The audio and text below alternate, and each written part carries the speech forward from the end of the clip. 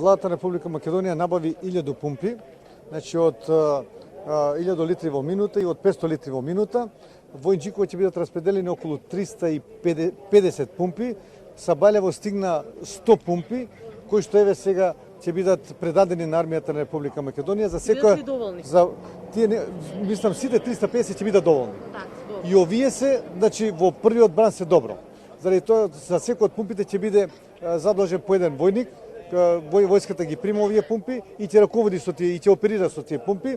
Значи Инџиково е едно од местата каде што заврши водениот бран, така да има големи поплави, има повеќе од 1000 куќи кои што се поплавени, некаде се поплавени дворовите, некаде подрумите, некаде и приземните простори.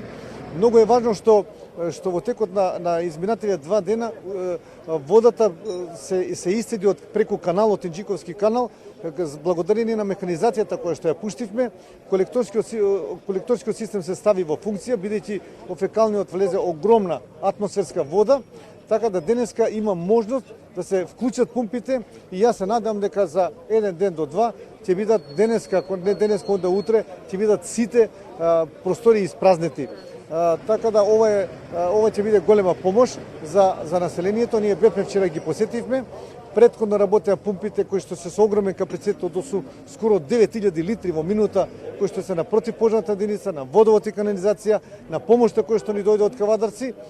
Така да со водата сметаме дека со испумпувањето на водата ќе завршиме овие 2 дена. Прво што се направи беше да се обезбедат коридорите, патиштата кои што треба да се движат возилата и механизацијата, да се спасат луѓето, да се евакуираат луѓето, се евакуираа повеќе од 2-3 илјади луѓе кои што беа во многу критична состојба.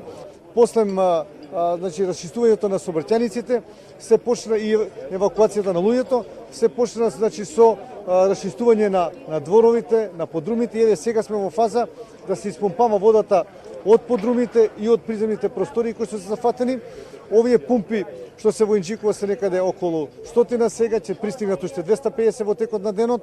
Исто така има во Сингилиш, истата количина на пумпи има во Стајковци и после испумпувањето на водата и паралелно практично и од пред 2 дена почна и исфрлувањето на сето она кал, мулј, нечистотија што е дојдено преку дворовите на улиците, со скипови се товари во камиони и се изнесува на депонија. Може ли да направиме една груба проценка колку куќи беа поплавени? Колку, сега не може да кажеме и сите дека биле оштетени, но колку се поплавени од ова невреме, општо земено во целиот район за кој што зборуваме? Па видите како земе од озгора, ако тргнеме од озгора, Смилковци скоро сите куќи се поплавени. Во Црешево не сите, одреден број, можеби едно 50%, во Страчинци исто така не се поплавени, меѓутоа има наноси од камења, таму има по многу големи инфраструктурни оштетувања, главната улица однесена е во длабина од 2 метри. Значи улицата која била на едно ниво сега е 2 метри подолу. Камењата се однесени во дворовите на соседните одне, нема поплави со оглед на тоа што е на стрмен дел. Брњарци исто така нема многу поплавени, оштетена е главната мрежа која што поминува покрај каналот.